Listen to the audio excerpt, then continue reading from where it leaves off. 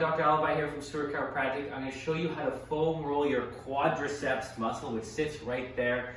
It gets really stiff and tight from repetitive strain or even static strain from being in a flex 90-90 position, sitting, driving, even being on your feet all day. You get tight in your hips, and your quads are a big responsibility for knee pain, lower back, and hip pain.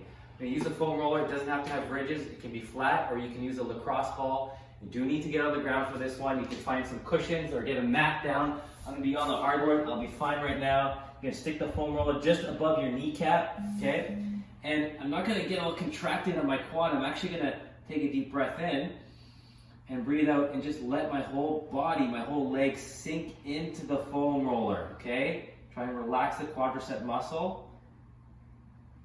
And now I'm gonna roll back and forth like I'm ironing out that muscle and getting those fibers to slide and glide better.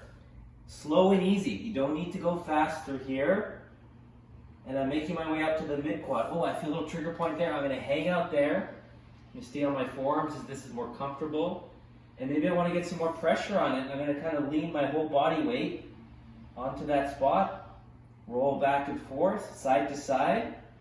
Okay. Now let's make our way up to the upper quad. I'm going to just adjust the foam roller here. So now I'm sinking into the crevice of my hip, the lower abdomen, and rolling in through there. Make sure you haven't just eaten. Okay? Back and forth. And now we're going to put the foam roller on the top of the quad and come all the way back down to the kneecap. Not on it, just above it. Okay?